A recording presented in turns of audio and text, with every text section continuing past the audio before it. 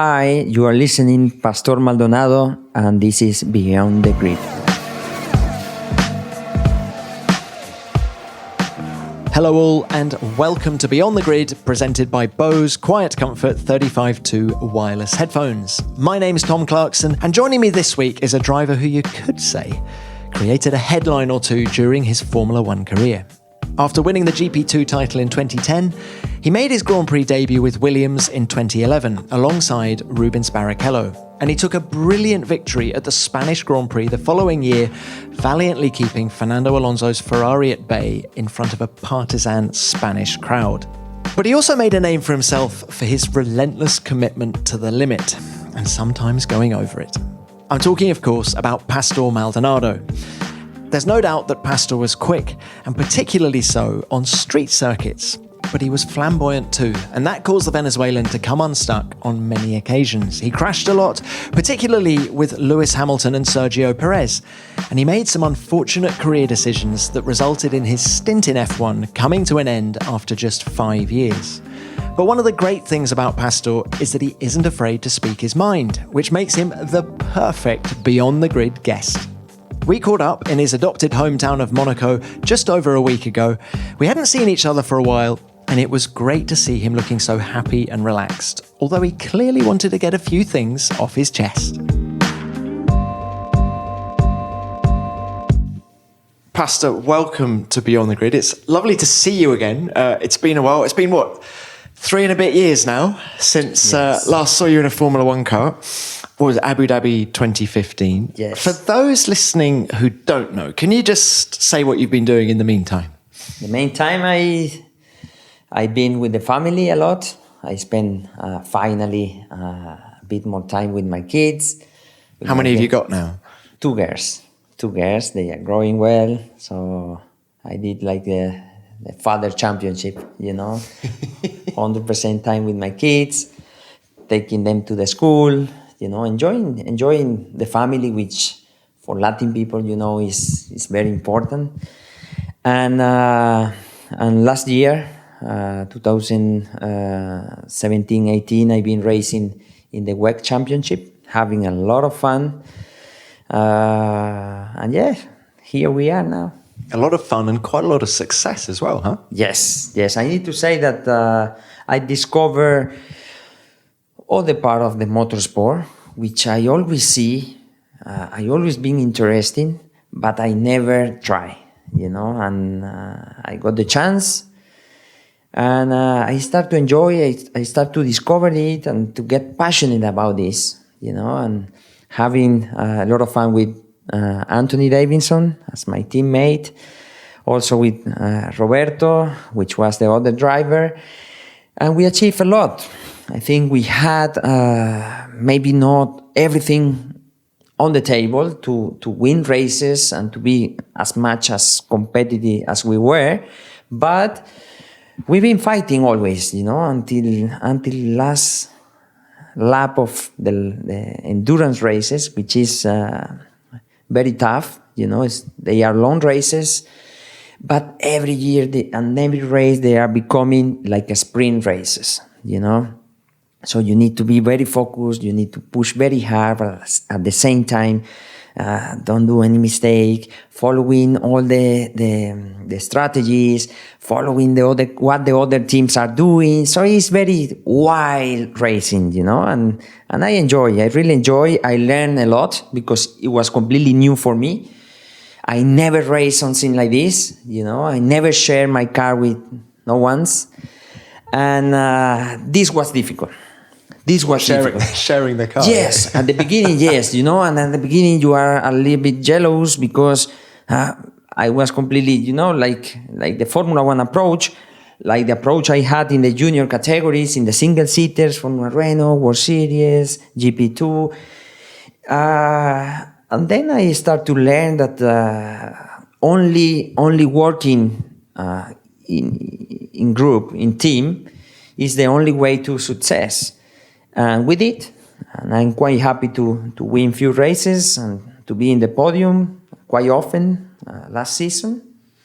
And it's a great experience. I need to say that I add to my long career a super experience. Now, like, talking of great experiences, though, let's go back to 2012.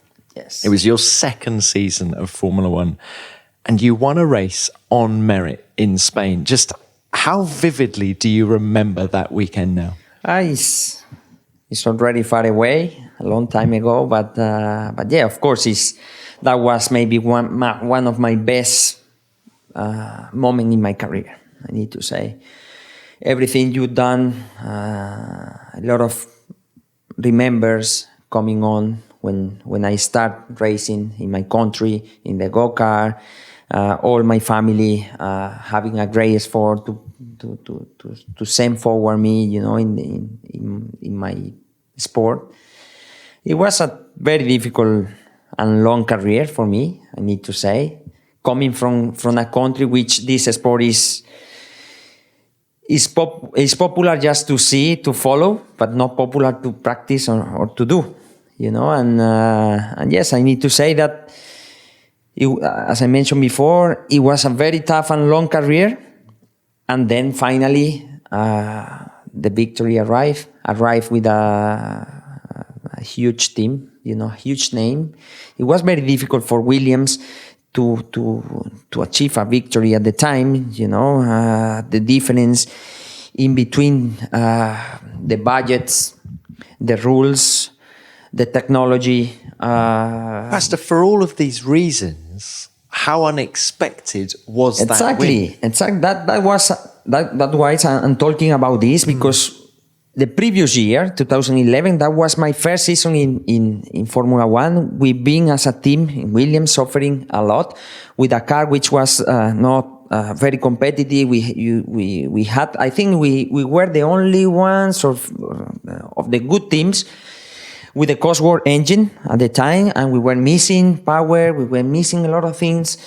And certainly for 2012, we put together a very good package, which didn't start as expected. We were, fighting for the points, but not achieving the targets, And certainly for Barcelona, we put together a new package in the car. I remember that was a huge package.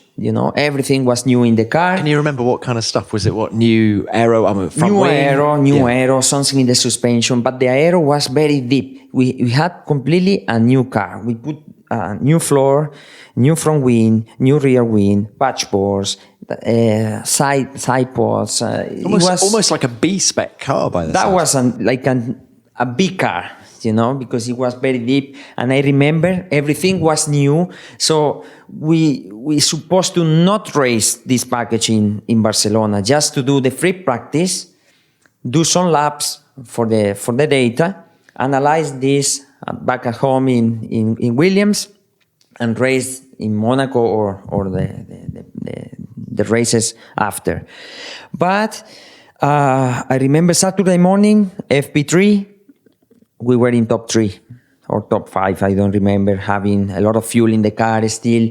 I felt the car unbelievable, very balanced.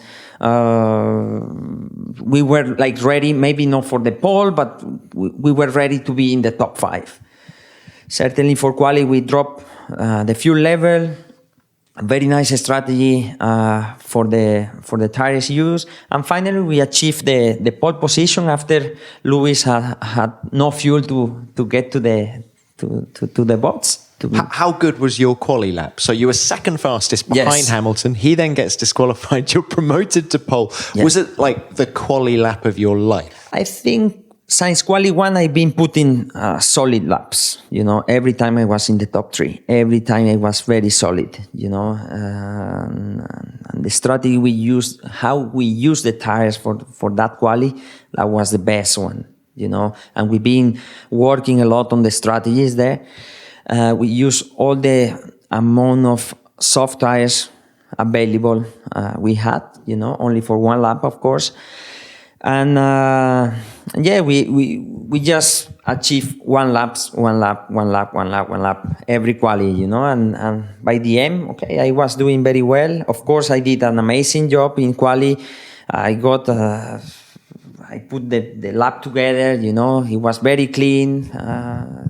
Maybe it wasn't it's difficult to say if it was the best lap ever, because normally I've been always quite good in qualifying, putting the lap together, having the 100% of the tires, and I remember that year I put the car in the top 3 like 5-6 times, during the season, which, to be honest, that was unexpected from the car. We had a car to fight for the point, maybe for good points, top 5, top 10, from top 5 to top 10. But certainly in quali, I was very confident with the car, I was very confident with the team, and I was putting out extra power, to get out these extra tens who give me the chance to be in the top 3. After, when you start the race, of course, we were missing something because the other teams were quicker than us. And physically, it's something that you cannot compete against. They were quicker. We try our best to before we talk about the race, contain them. But before we talk, can you remember your reaction when you heard that Hamilton had been penalised and that you would be on pole position? Yes, of course. I said, come on, this is a good chance for my career. Everyone was telling me, okay, let's go for the podium. I had my wife, I had my family, my father was there. A lot of, I don't know why, maybe because it's Spain and a lot of people from my family were in this race, and a lot of friends also. So I shared with my friends, and everyone was telling me, okay, good job. Tomorrow the podium is possible. So just let's get the podium. It's very important for the team. Also, the team was looking after the podium, of course, because they had like 7 years without any victory at the time. But when I went to the bed, I said to myself, I think this is my time. I just need to do what I did in the previous categories. Just go for the victory. That was not my first time leading a race. That was not my first time making a pole position. Everyone, all the journalists, they were asking me, are you nervous? How you feel? I'm feeling better than ever because I'm starting from the pole, And yes, I enjoyed that night. I was very relaxed. And I said to myself, it's now or never. I have the chance and I will go for it. I will do more than 100% to get this victory. I always was dreaming to race against Fernando, body to body, because I said at the time, and I was following all his career.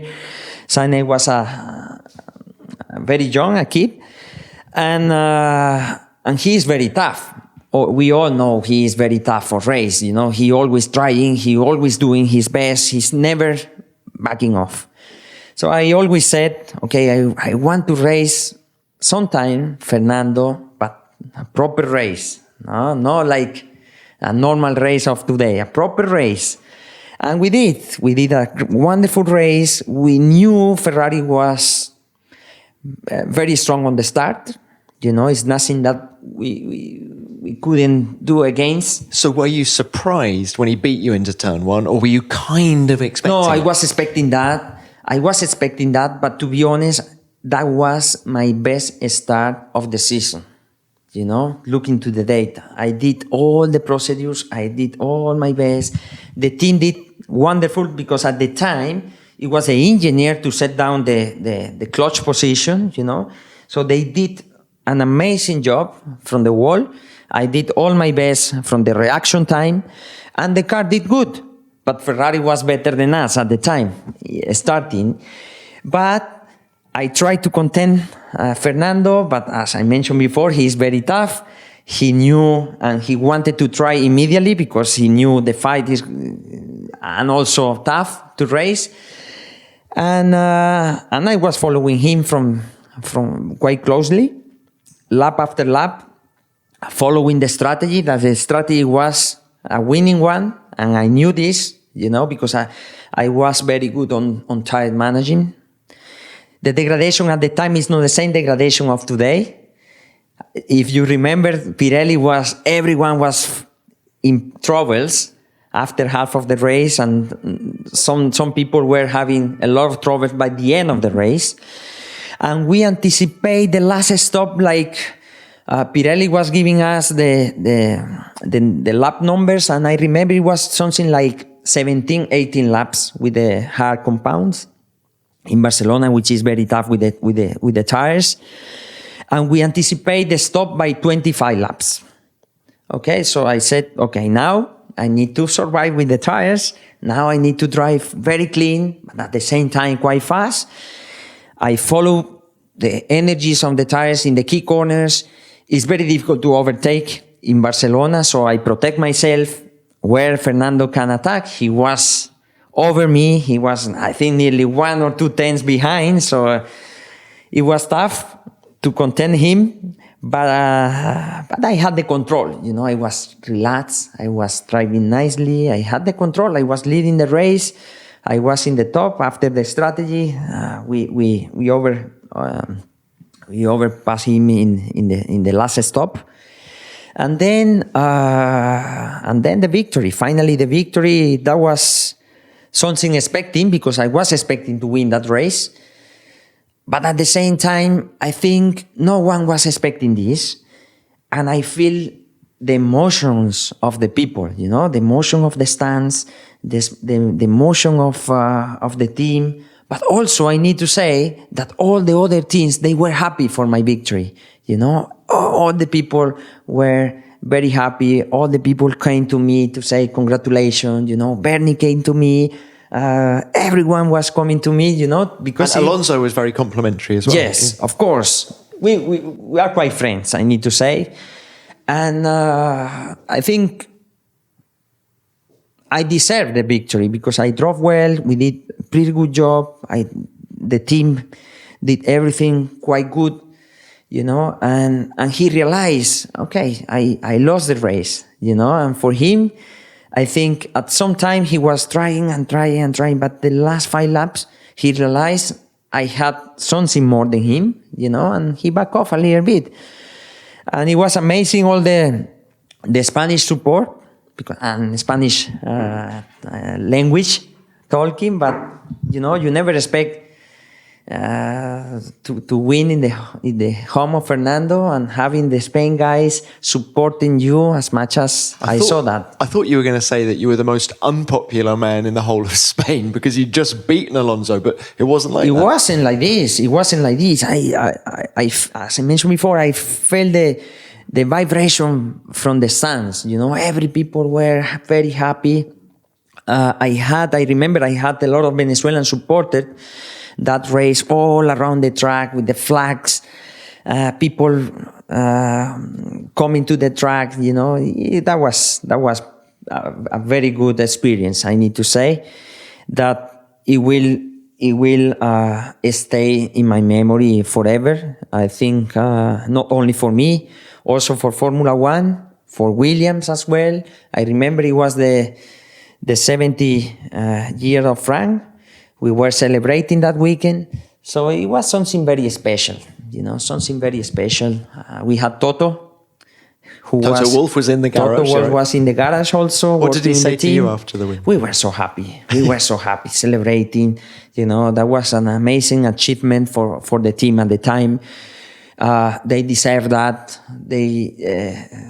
I think they trust me. It's never easy to trust a rookie guy. Especially coming from my country. Okay, I had the support of PDVSA, but at the same time, it's difficult to trust, a Latin guy. And I think, and I need to thank Williams for that.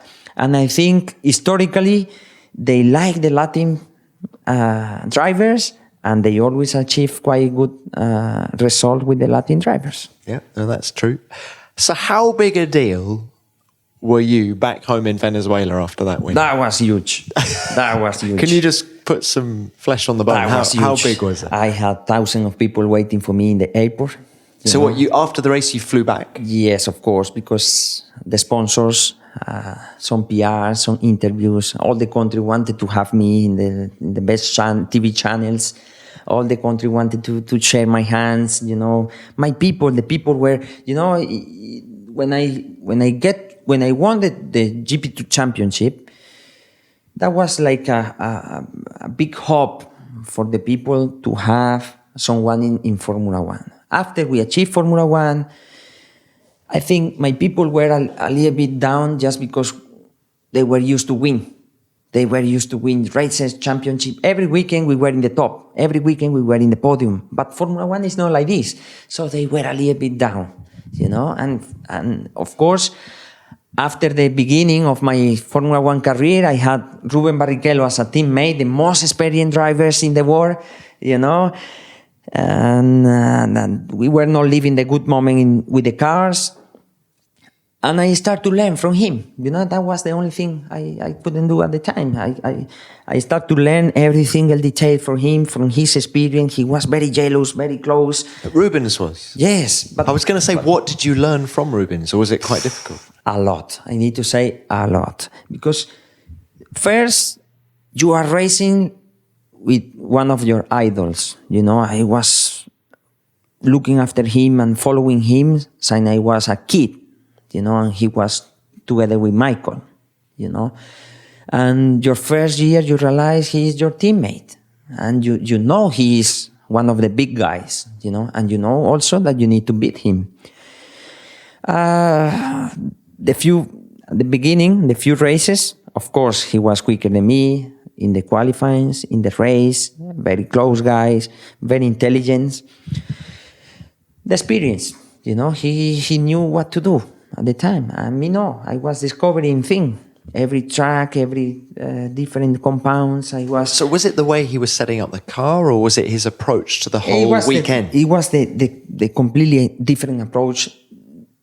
I didn't expect, Formula One to be like this. And this opened, I was curious about learning why he was doing like this, and I was very focused on him, maybe more than him over me, and after a few races, I started to beat him, maybe I was hungry, I was coming always to be in the podium, so that was my only target at the time, he was my only target at the time. We were very close in the races. I started to beat him in the qualifyings quite often, and I said, okay, now I'm learning, now I'm getting fast, now I knew why he is doing this, why he's not doing that. I was just learning and taking it very easily, but pushing at the same time. And I think I need to thank him to be my teammate, because whatever I learned, it was not because he was playing to me. It just was because I was looking after what he was doing, why he was approaching the new tires in this way, or the start of the race in this way, or the strategy of the race. He was always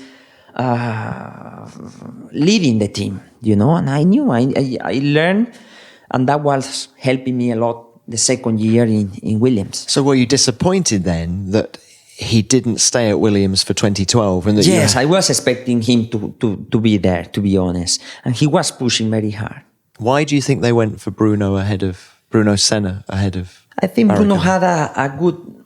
In 2011, Bruno raced few races in Lotus, I think, and he had a quite good results. And also, he was quite competitive, He was quite competitive. A lot of sponsors behind him, big name behind him. I think it was the moment of Bruno too, and he was younger also. Ruben was at the end of his career. Bruno was younger. I think if I was in the team place again, maybe I will take Bruno again. But it's always difficult to say if.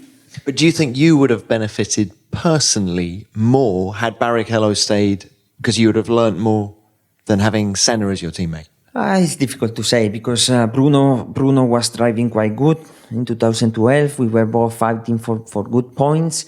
He never achieved the victory, but he was right there. That race, he was fighting for P5 or something, so he was quite quick for the team as well. You talking about in Spain 2012? Yes, Spain 2012. He crashed with Michael crashed him Of course, in turn one. turn one, big crash. You remember, Yeah, huh? yeah. And then they were fighting for good places, we were quite good. And Bruno was pushing very hard. We push each other, very good weather in the team. He's a friendly guy, he was very open. I was very open with him too. We shared not only in the race, outside of the race. And to be honest, we had an amazing experience that year. For my third year in Williams, I supposed to have Bruno again in the team because he was doing quite good. He was okay. Maybe not having the victory, not having the podium, but he was right there. He was missing something. But the day he put everything together, he's gonna be there. At the time. And yeah, the third year I got Bottas, which was a big deal for the team, just because Valtteri was very young. It's not only about to be quick in the car; it's also about to have the experience. I think he had no experience, and I was not very experienced at the time. So at the moment, you put together two very young guys, with not a huge experience, okay, even if I won the races, but I was not mature enough, to lead the team, and I need to be fair and honest. And yeah, certainly we were expecting both to have maybe the best car ever in the history of Williams, and we had the worst cars ever. And that was very, very sad in the team, not for the drivers, maybe more for me because I was coming from a victory than for Valtteri, because Valtteri was approaching the team, just approaching, and of course when you are approaching you have a lot of expectation. If you have second last and last, you always want to be second last. No, I wanted to win. I not wanted to fight for the last position, because I realized it's possible to win, it's possible to be in the podium, because we fight for many podiums that year. We didn't achieve another one, but we were P4, P5, P6. We were very close to achieve another podiums. And I realized that, and I realized, okay, I can race the top guys. I can win the top guys too. So that was a very frustrating moment when we got that car. We start to work around the car, and the car was so silly. The car was completely wrong. Everything in the car was wrong. That was maybe one of the worst cars I ever drove from the beginning. And we tried to solve the problems. We get slightly better, but by the time we start to improve, they were miles away, because they were focusing in development and we were focusing on solving problems. That was the main difference of 2013. Can I ask you another question about Bottas? Yes. Given what he's gone on to achieve with Mercedes, Yes. What impressed you the most about him? To be honest, he didn't impress me. He was very pushed by the team at the time. I was young, promised for Formula One, coming from GP3. I think GP3 and Formula One is very far away, but he was doing well. I'm not saying that he was doing bad. He was quick, he was motivated, he was doing his job very well, introducing the team, very welcome in the team also. We were together trying to solve the problem. But just, all the people were expecting more about him, and also not when I was there, because we had not the car to fight for anything, to be fair. But after, when they had the car to fight for more, I think he's a driver. He's a super quick driver, but at the same time, he's very cautious. He never take any big risk. It's difficult to say something about the other driver, but he looks like he's always happy. If he's fifth, if he's fourth, if he's second, He always finishes the races, which is very good, but about finishing the races, sometimes you need to try for something different, This is proper racer, when you try for more. And he is not trying for more. And you can see that now some races, yes, some races he's doing a proper job and I'm following him. I like his style, driving style. He's very clean, very nice, I need to say. But it's not about beginning quick. It's the approach you have in the race. When he have a driver like Hamilton approaching him, this fight I love. But always, for some reason, it's Hamilton to get the advantage against him, because it's the approach. I'm not saying Hamilton is quicker than him or he's slower than Hamilton. If you put both drivers in the same speed, which normally Valtteri sometimes is even quicker than Lewis, but by the race time, it's just a different approach. So he didn't surprise me because I was always used to deliver my 100% and never happy. If I was first, I wanted to lap the second. If I was second, I wanted to be always for more. And this is against my style. This is against my principle of racing. The things I learned in the really beginning. That I've been thinking a lot about the sportmen, and the sport is something more than a sport. The sport is very culture, it's a culture, and a part of that is moving your passion and is moving your sense. Many senses are involved mentally. But behind all the technicians, behind all the experience you can have, there is a man, And the man is always going for victory, for more. If you are not human in racing, in the sport, you are not ever a successful sportsman. You know what I mean? You need to go for more. And this is the proper sport. At the beginning, I need to say something about Verstappen, because this guy impressed everyone since day one, okay? Very quick. Did he impress you? He impressed everyone. I was racing, and I to be honest, it's my style, and I respect all the other style, but this is my style. Nobody scared me, and I show that. Nobody scared me, and I always think I'm the best. If you don't think you are the best, why you are racing? Of course I think I'm the best, and I was doing all my best, trying to put all together. I never had a competitive car to fight against the big guys. The only one I had, I won, I need to say, okay? So when you see Verstappen, which is a driver that I follow and I love his racing style, the style. It's not about the speed, it's the style, the approach of the races. And the spirit of Verstappen you like as well? Yes, the spirit of Verstappen. He's very young, and 100% with all the media who was criticizing him in the really beginning, making a stupid mistake, having the worst news all over the world.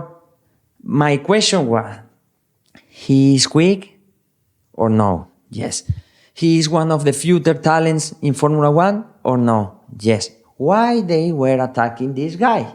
Why the media is trying to put down a guy which is beginning his career, making a wonderful results, a wonderful work in Formula 1, and the really beginning already showing his talent, his approach, his determination in the because it's difficult to say, but sometimes I feel that the journalists I'm not talking about you, of course, but in general, are approaching the drivers or the sportmen like a man, like a person.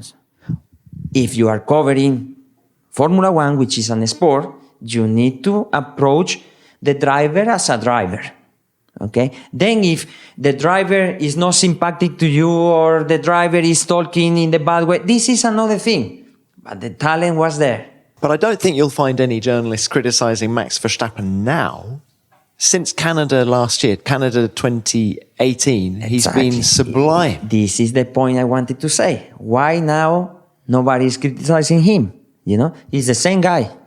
He didn't change the name. He didn't change even the team. You know, he's the same guy. Of course, in life you need I think experience. he's more consistent. You could argue he's more consistent now. But also the team is more consistent. You know, I remember in the past he stopped, I don't know, 6 times in a row because of the car problems.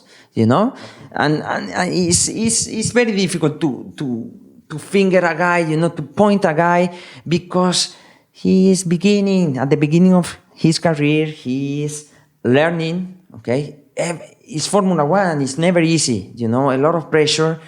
He's a young guy, and now he's maturing, you know, he's getting his rhythm.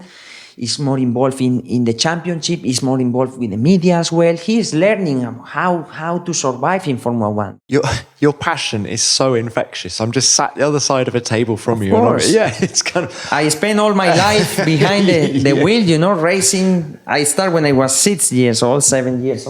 So you can imagine how I live this passion. But let's talk. I mean, you brought up the subject of the relationship between the drivers and the media, and I wanted to ask you about your relationship with the media when you were in Formula One.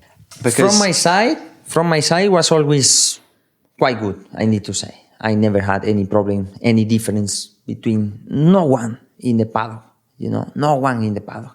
Also in the teams, you know, in the teams where I've been testing, racing. I remember in 2004, I was that was my first test in Formula One with Minardi. Of course, remember, you know, Misano, wasn't it? Yeah. Yes, Misano. Then I was in Renault as a Renault driver development, so I was involved in the team, going to the Formula One race. I never had any difference with no one in the team. It was so funny. And maybe this is one point that affected a little bit in some way to my career in Formula One. But hang on, explain. So you think you were almost too nice? Is that what you're saying? no, it's not about being nice or a bad guy, but I've been quite open. You know, I've been quite open and Latin and soft with the media, and not criticizing, and not talking about other drivers, and not against the teams. Of course, sometimes you have bad days and good days, but this is normal life, you know, and of course you are there to win, and when the things are not going and coming out as you want, sometimes you can have a rude day and you can say something wrong, but internally, you know, my relationship with the teams, with the media, with all the people around, that was fantastic. I have friends everywhere where I go. After my career, I'm coming back to the races. I have always friends. I am always welcome in the teams, even in the teams where I never race. You know, I'm always welcome. I always have a lot of friends. So I need to say that I never had from my side any different with no one. Because, I mean, it's you bring up the subject of Verstappen and his crashing. You had a few crashes along the way, didn't you? Do you feel that when you had those crashes, particularly sort of in the Lotus era, do you feel the media was too hard on you? Yes and no. In the way that you think they were too hard on Verstappen when he was crashing? Yeah, maybe yes. Yes, of course, because it became popular to talk about me, you know. I need to say that I was not winning championships, but the people were talking more than me than the leader of the season at the time, you know. Maybe because my situation was very different than the situation of the rest of the driver. I've been catalogued as a paid driver from the beginning, just because I bring a Venezuelan sponsor. Did that frustrate you? No, because I'm very, you know, I'm very nice and relaxed about that. But of course, media start to talk about in this way, you know, and this maybe didn't suit the people who was supporting me, you know, and following me, you know. So that was not fair against the image of the driver as a product, because I needed to work very hard to find my sponsors, and not for 1 year, for my whole career.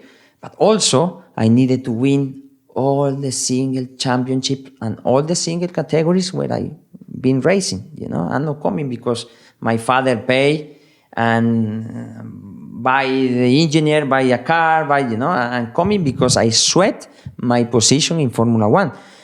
I won in go-kart, I won in Formula Renault, I won in World Series, I won in GP2, I won in Formula One, I went to the sport cars, I won in the sport cars. Something is good, in my opinion, Maybe not in the opinion of all the media, but in my opinion, when you realize and you sit down and think about your career, I think something was quite good, because, okay, imagine I'm coming from a country, and I mentioned before, it's not very popular. It's popular to follow, but not popular to practice this sport. I had the talent, I show. It's not because I say, I show. I start winning. I win, and I gain the support of the country. Not only PDVSA. Before Formula One, I had like 7, 8 between private and public companies supporting my career. Because maybe I was the only one. I was not the only Venezuelan one in the weather at that time. In the racing. We were quite a few good drivers racing around, but maybe I was the only one who was achieving step by step, very quiet, very professional, because I had a very clear idea where I wanted to go at the time, and what I wanted to achieve. And of course, it was very, very tough to get the sponsor. It was the only way to achieve Formula One, because I remember arriving third, fourth, fifth in GP2 in my previous years. No one was looking at me. I saw many drivers arriving 10 in GP2, and they were in a good teams in Formula One. The pressure you feel in Formula One is completely different to any other pressure that you can feel in the world. It's a different thing, and you approach that to everything now in your life. It's a proper university, it's life school, Formula One is a life school. Yeah. Of course. I retain the people who work in Formula One, fantastic people. I think approaching the life differently, and I like this. But Pastor, you talk about the extra pressure on you in Formula One. Is that why you were so aggressive? Because you knew you had to perform, and of course, and you went over the limit. Of course, sometimes I was over the limit. Not very often, I need to say. If you look at the records, I made some mistake, no more than the others, but my ones were in first page all around the world, but no more than the others. Okay, no more than the others, and no more often than the others. But did those headlines, those negative headlines, affect you negatively? Of course, just because let me explain my situation at the time. I have a lot of pressure from my country. Okay, they needed to, and they wanted to, because we won. That was the worst thing for the sponsorship. Imagine you win, so you have 20 races to go. They want to win all the 20 races now.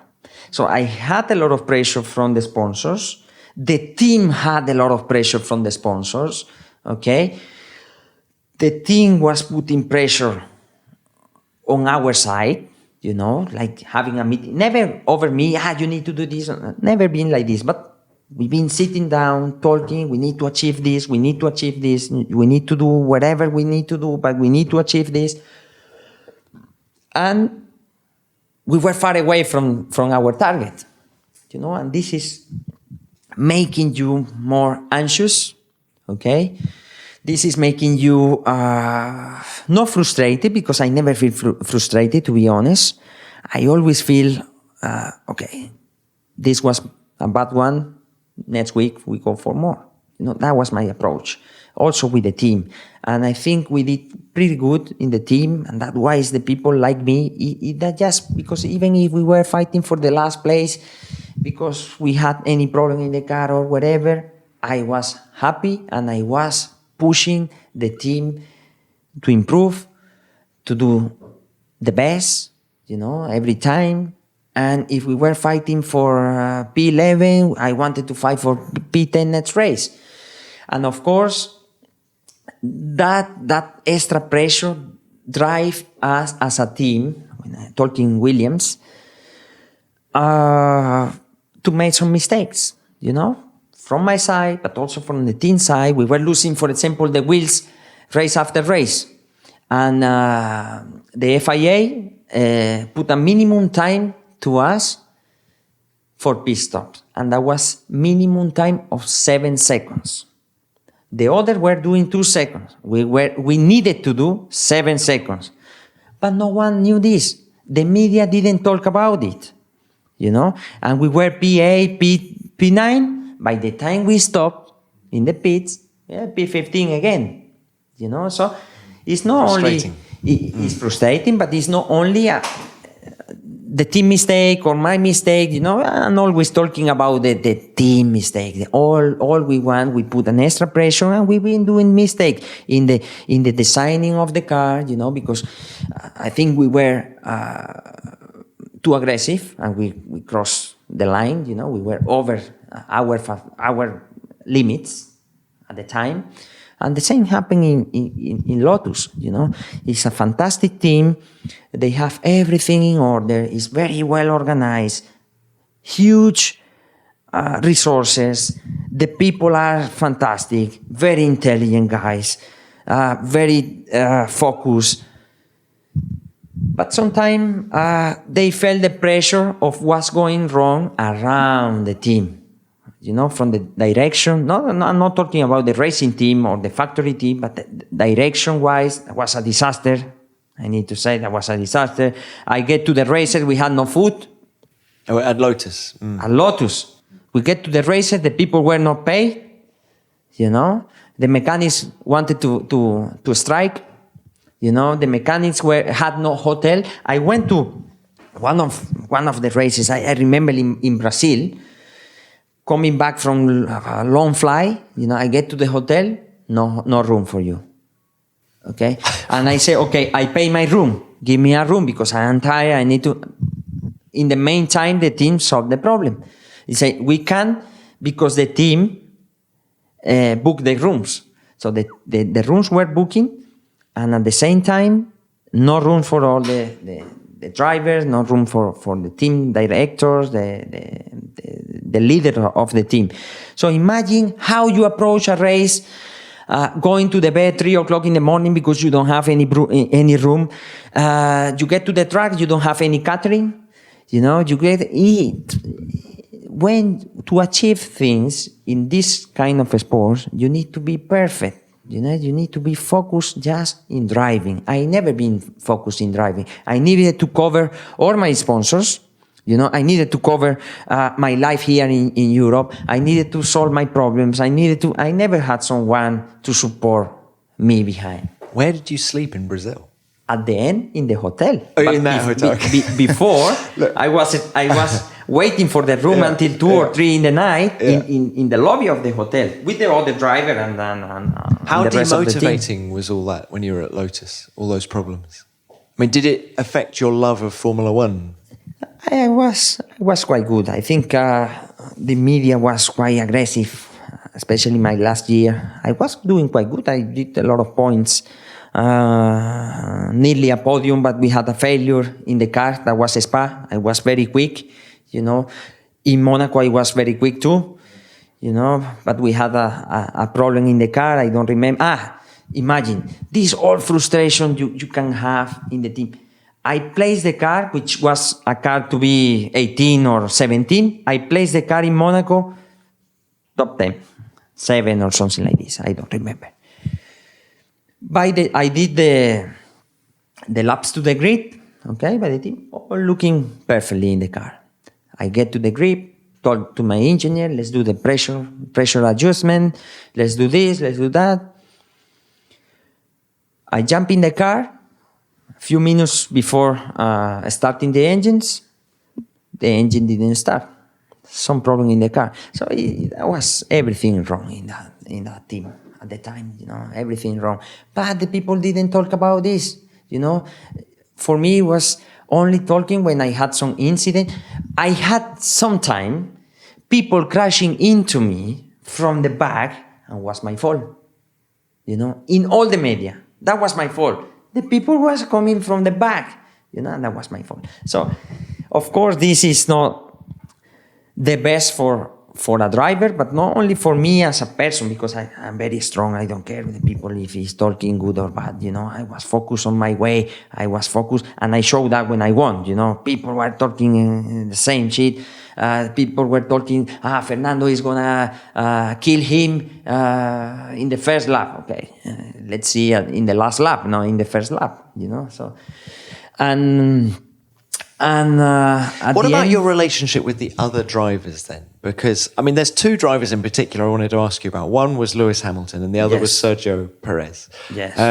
Hamilton, particularly in, I think it was 11. You and him, what's that? I think Monaco, you had a crash. I was fifth.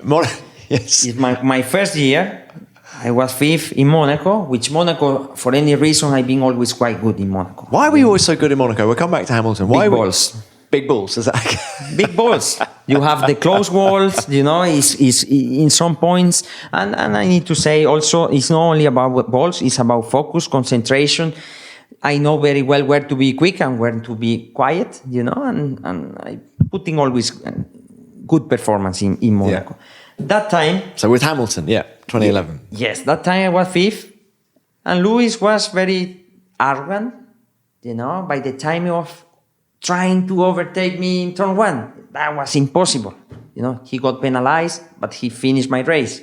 And for the team, at the time, that was a mega achievement. And then you tripped over each other again at Spa later that year. Yes, just because, but we had so many differences that year, I think, or the first 2 years, just because I think he was very rude over the new drivers.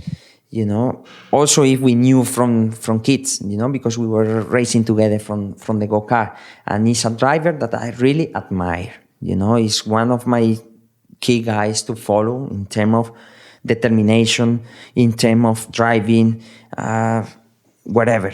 People always talk also quite badly about him at the beginning of his career, and he's a killer. He's a phenomenal guy.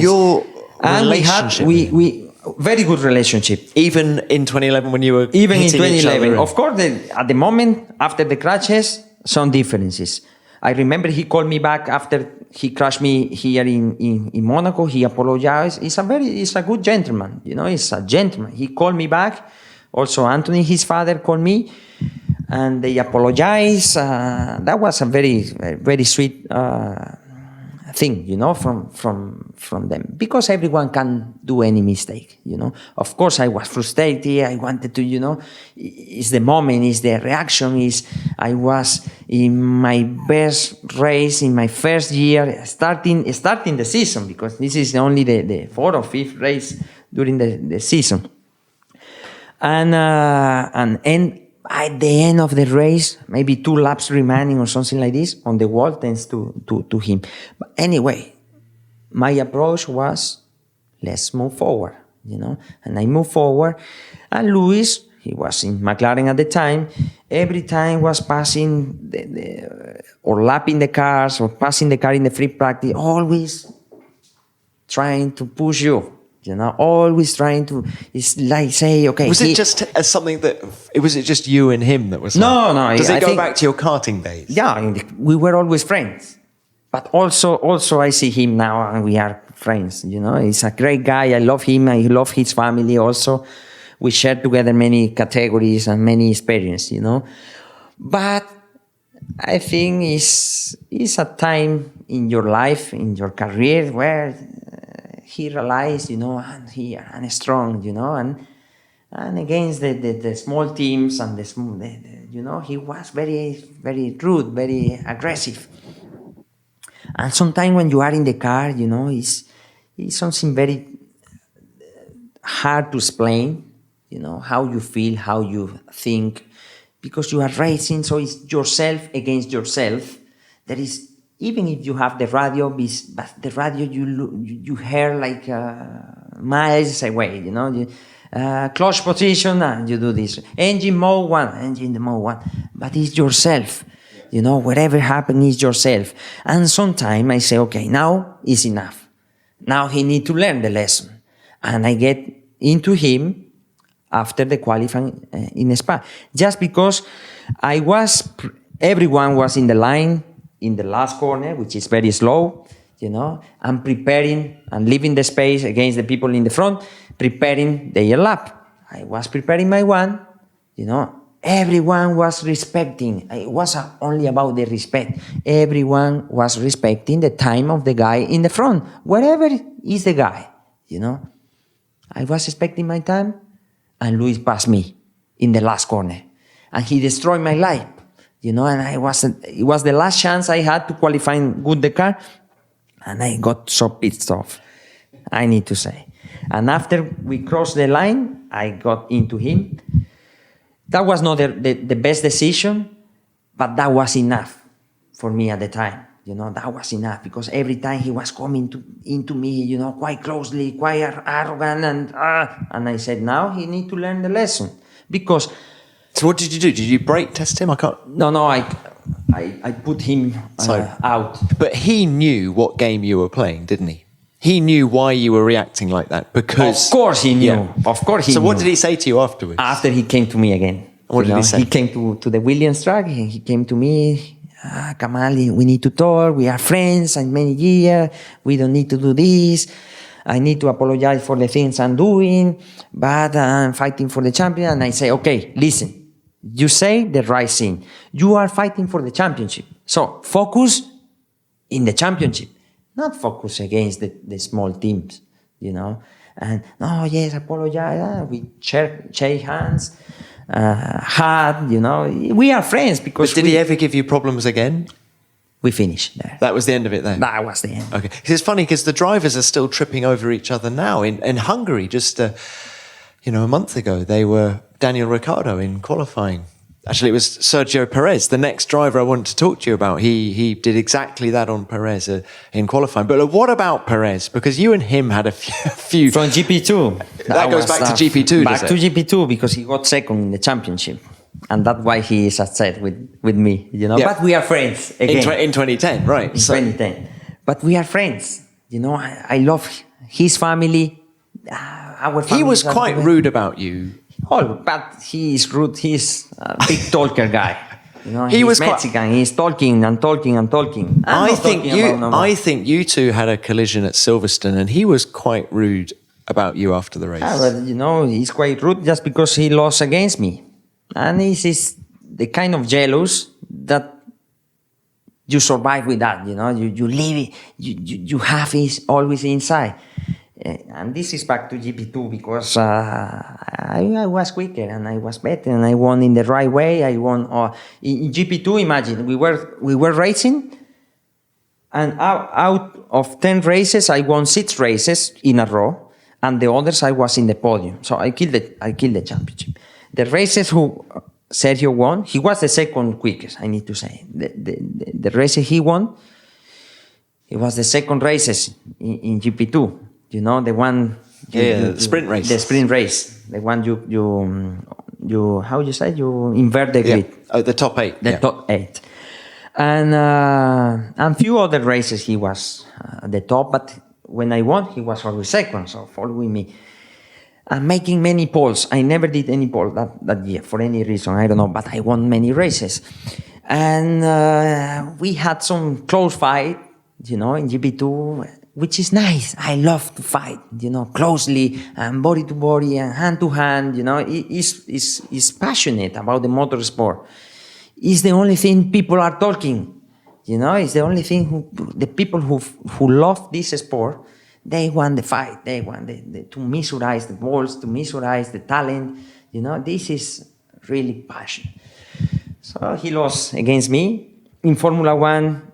He was doing very good, but he never won. I won. So many things that we had not only one collision, maybe 2 or 3 in all our stay in Formula One. We were, because I wanted to race him closely, because I retained he was a proper nice driver to race against, and to fight against. But sometimes I like it because he was getting stressed and getting very angry in the car and talking a lot in the radio, and I love that. And I was even more rude. But I need to say,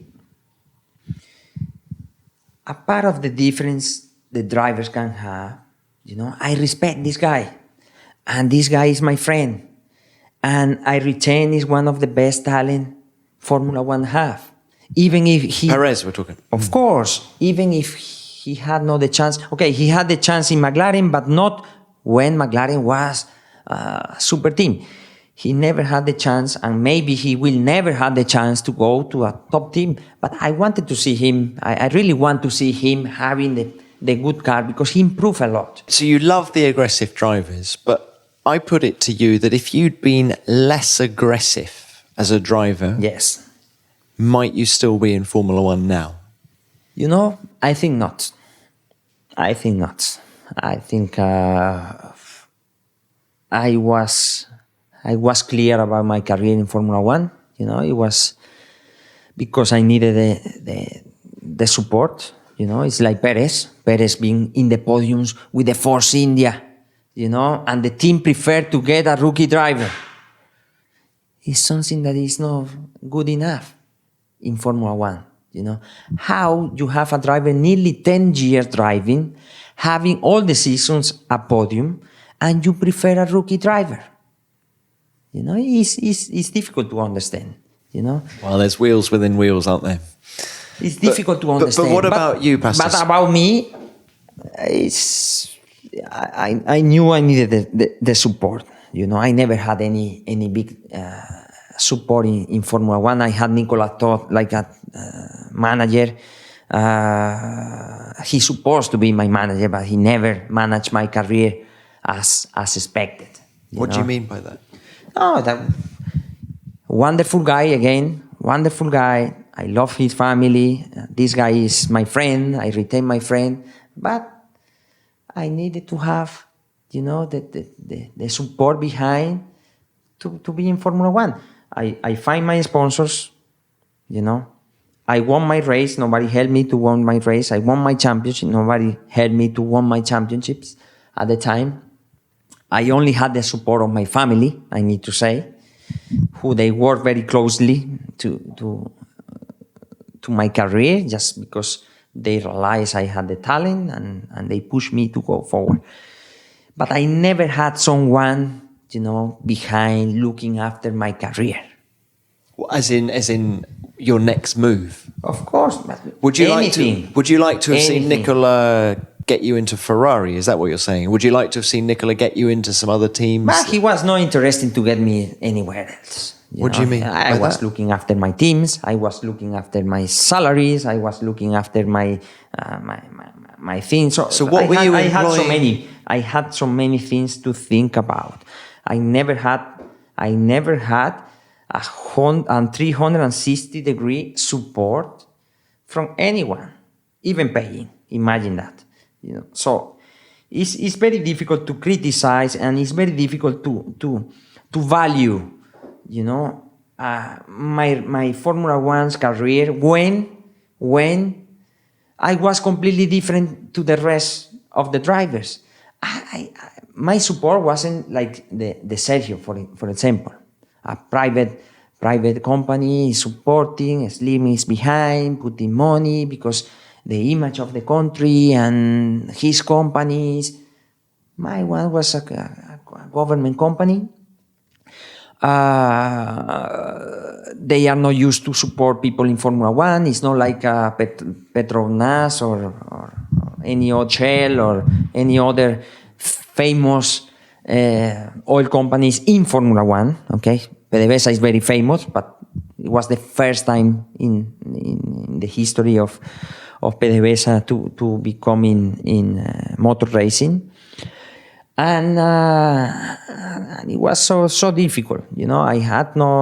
I only had the support from my family, but not 100%, because my family have the business in the country. I was here traveling, and when you are in Formula One, you are always busy. Simulator, the PR events, sponsors, interviews, testing, go to the race again. It's a continuous lap, So I never also sit down and realize what is missing and what is not missing, because that supposed to do other people. If you could change one thing about your career, what would you change? It's difficult to say. It's not only one. You need to change. You always can improve, and you always can do better, in different ways, in completely different ways. Of course, I was very fit. I can do maybe 20 races in a row and without sweating, I was super good in the car. I had the chance to win in the races. If I need to change something, that was very difficult, and not every day, but sometimes I've been asking to myself, it was maybe it was better to stay in Williams, because I had contract for 2 more years at the time. For 14 and 15. 14 and 15. Maybe it was better to stay in Williams, but so I had the pressure from the sponsor. The sponsor wanted to change. They had some differences against Williams. Williams had some differences against the sponsor. Sponsor said, stop, we don't want to work anymore. They find another team for me. So they were like managing a little bit my career, but it wasn't like this. We saw all the teams available, and the best at the moment was Lotus. After they had so many problems. But Pastor, surely you knew at the end of 2013 the work that Mercedes was doing on the hybrid engine. Yes. It was obvious to everybody, really, that Mercedes had stolen a march, had got an advantage on the other manufacturers. Yes. Williams had that Mercedes power unit. It's not only about the Mercedes power unit, But they were always going to be strong in 14. I mean, they had a tremendous year, didn't they? Yes, they were nearly winning races. The thing is, when you are frustrating and when you are doing your best and you wake up every morning and you do 100% of you, and it's every day going bad, and not because of you, you get frustrated, You have the pressure behind from the sponsors who are paying good amount of money, for the team and for Formula One. For them was very important the visual, their position in the teams against the other competitor. For them in the oil companies, they wanted to be in front, and they try to achieve the best teams. I had the chance to go to Hispania Grand Prix a year earlier. They didn't allow this just because they wanted to be in a competitive team. Okay, so it's not only about me; it's about my environment. My people around, all the situation push us to go for Lotus for any reason. I don't know. I need to say, okay, we knew that, but we didn't expect the engines to have these differences. Okay, we maybe 1 year you survive, and the second year you improve, and that was a disaster of my career. That killed my career. But at the same time, going to Lotus killed you. Leaving Williams, going to Lotus. Of course. Right.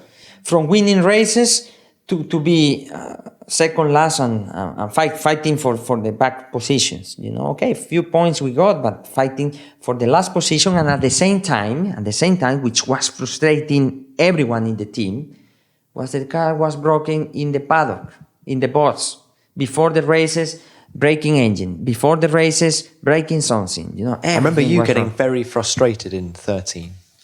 I mean, at one point, didn't you actually accuse the team of, what are you doing? Is this yes, of course, because almost sort of sabotage? We were very slow.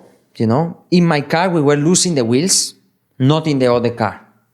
As a driver, what do you think? If you for 6 times lose the wheels, and it's very dangerous, or 3 times or whatever, and the other car is perfect, and you go to qualifying. Normally, I was out qualifying Vettel with the Red Bull, out qualifying Alonso because I was very strong in the quali. And certainly you push hard, you go for your 100%, you get a clean lap, and you are second lap, and your teammate is 3 seconds away from you. There is something that is not working. So on the back of that, the relationship was unworkable and you almost had to leave Williams. Is that what you're saying? No, I need to say that the personal relationship have been always maybe as a family. I've been always very close to Williams' family. Not to the team. Let's talk about the team. To the family. So to Frank, to Claire, to Johnny. Frank, Claire, Jonathan, all the family. Jenny was alive. All the family, I was very close. They welcomed me because maybe they saw these guys alone. They welcomed me very nicely in the team, and I feel very proud of that. Also Frank was proud of having me in the team. I want to see, when I was in the factory, I wanted to see him every day, to talk to him. I can see, you can understand when people are happy when they see you, and when they feel proud of you. And I remember that as soon as I got to the team, I had a very quick reputation. I was a super quick guy. Every person in the team was talking. This is our quick guy. And Frank was always together with me. I was sharing a lot of good, nice time with Claire, who was working in the media with you guys by the time, having our up and down.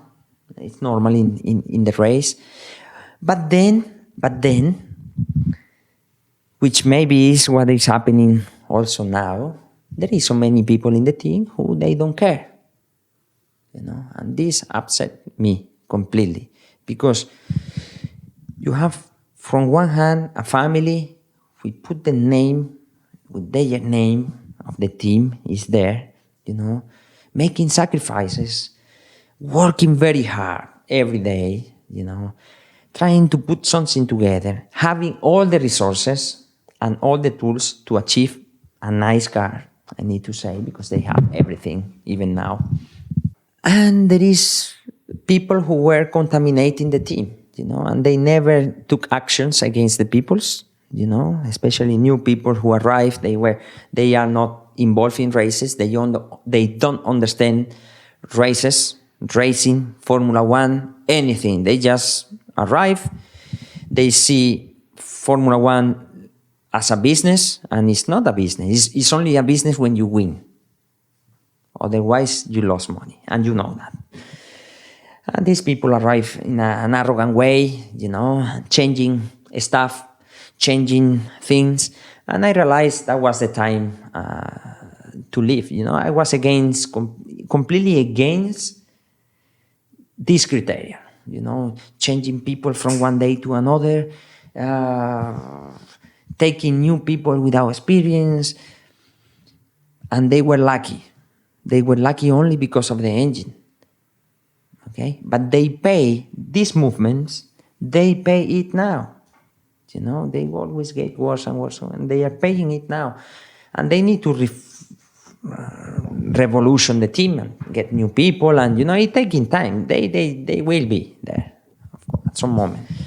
But they pay this, and at the moment I realize, okay, if this is happening in the team, it's gonna get worse. But they got the extra power from Mercedes, who compensate the lack of performance that we've been having in the past. So you then go to Lotus. We've discussed Lotus and the frustrations there. By the end of 15, were there any other options on the table, or was that it? It was Force India at the time. and How Lotus. close did you get? Also Ferrari, we were talking with Ferrari, very close, quite close. At some moment we were quite close because, to be honest, if you look back at the time, I was the only new one in Formula One who achieved the victory with no a winning car. So the people were looking at me and were happy to welcome me in the teams, and also even to talk. I was welcome in the teams. And with Ferrari, I remember Montezemolo was at the time in there, and also What year? Domenicali. What year are we talking?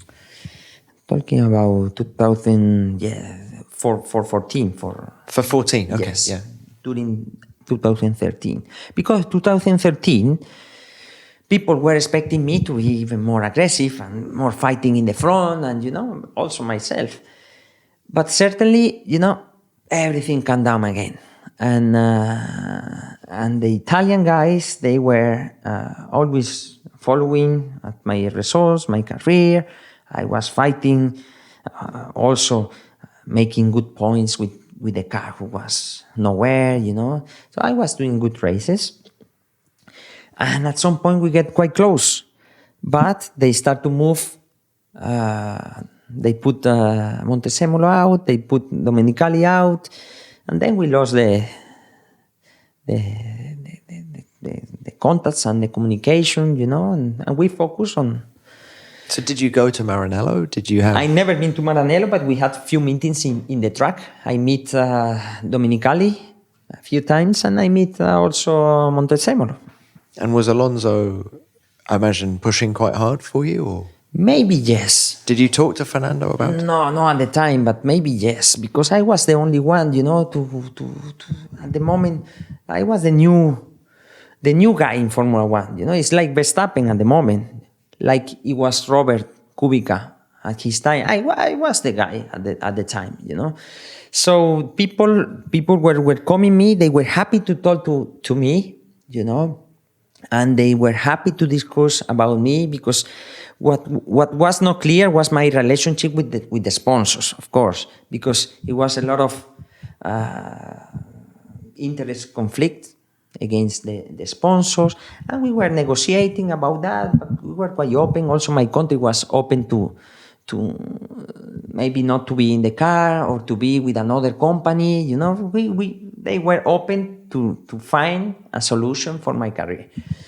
At some point, we got very close to Ferrari. That was I was expecting, to be honest, at the time, the move, because Really? You were expecting to be there in 14? Yes, because that was my time. I was maturing. It was the moment to have a second chance, and not to try to fight and try to show every day things that I couldn't show because it was impossible. So when that didn't happen, you say you were looking at Force India for 14 as well, or was Yes. that for 6? No, that's for 14 as well. 14 and Lotus too. And at the end, I choose Lotus. We choose, the people choose Lotus. We were quite close to Renault. In my first year, we were talking Renault and Williams, and then we choose Williams, which was wrong too. Because you remember Lotus and Renault, they were super good behind Red Bull. Well, look, Pastor, how do you reflect on it now, your time in Formula One? I need to say that I am happy. I am happy not only because I had the chance, and I am very happy to all the achievement I did in my career. Okay. Do you not feel you could have achieved a lot more than just, what was it, one win and 76 points from 95 races or something? A lot more. You should have, and that doesn't frustrate you that you didn't do that? Of course, sometimes you say, okay, when you see drivers in Formula One, you say, oh my God, I can do that better than this, even now.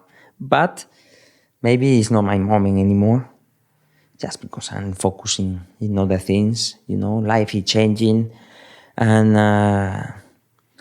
yeah, but I would like to try these new cars, they suit me because they have a lot of downforce, and the downforce is something like I really like, and I really take out everything from the downforce. I knew very well the wide wheels because I did the development with Pirelli.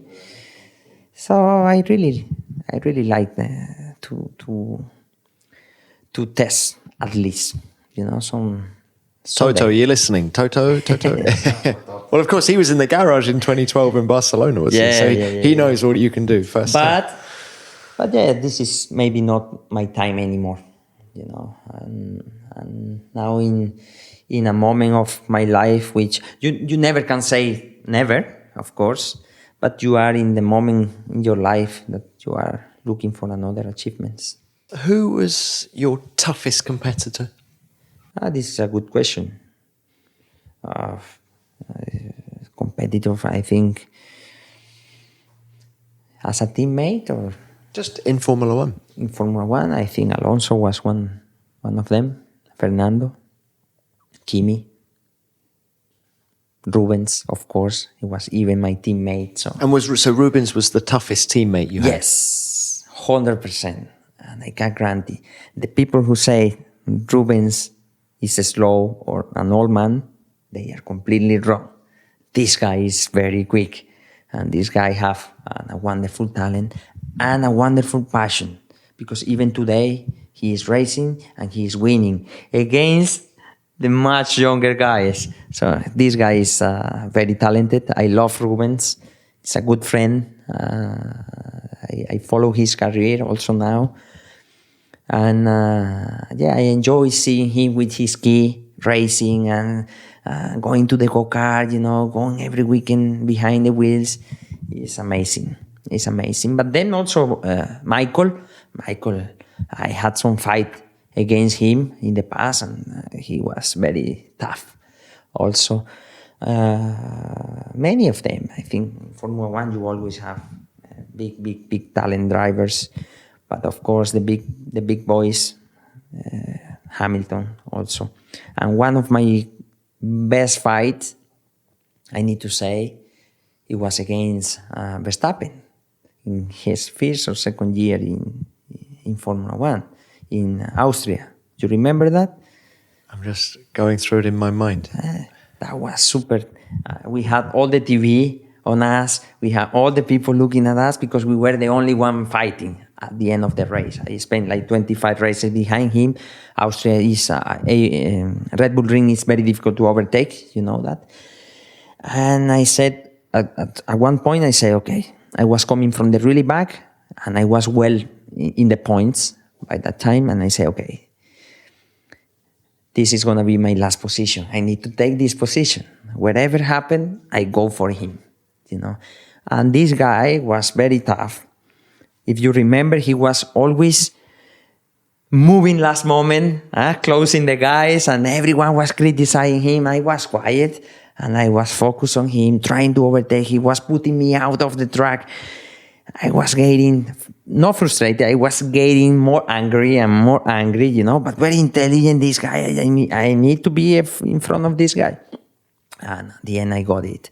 You remember, I lost the car in the straight when he left. We nearly crashed, but I got the place. That was a good fight, but I always had very nice and clean fights, not only accidents. And most of the accidents I have been alone because I was trying the limits, you know, never against the others. Wow. Well, Pastor, it's been a wonderful chat. I feel we could talk all night because you're still so passionate about Formula One, aren't you? That really comes across talking to you. But it was a great career, and thank you very much for your time and thank you, Tom, for just talking through all those great stories. That was pretty passionate, wasn't it? And I said Pastor wanted to get a few things off his chest. That was such an engaging chat, and I loved his in-depth description of Spain 2012, his day of days. But I also enjoyed his analysis of rivalries between drivers, many of which go back to the junior formulas. There are occasions, it would seem, when revenge is sought for something that happened many years earlier.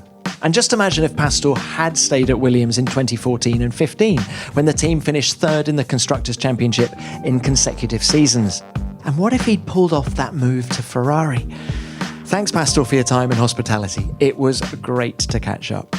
Well, that's it for another episode, but we'll be back next week with a big name. Until then, why not subscribe to Beyond the Grid if you haven't already? We're on all of your favourite podcast apps, including Apple and Spotify. And thanks for your feedback about last week's episode with Tony Brooks. At 87 years old, what a legend that man is. Still able to talk so eloquently about racing in the 50s and all that it entailed. And thanks to Kevin Burton for these thoughts. What a stellar insight from Tony Brooks into the challenging and dangerous world of motorsport, says Kevin. The tragic death of Antoine Hubert at Spa is a sobering reminder that the dangers are still present today. Very eloquently put, Kevin, thank you. And all of us at Beyond the Grid send our thoughts out to the family and friends of Antoine Hubert and indeed Juan Manuel Correa. And please keep your feedback coming. We love it. Remember to use the hashtag F1BeyondTheGrid, and you can tweet me at Tom Clarkson F1. Beyond the Grid is produced by F1 in association with Audio Boom.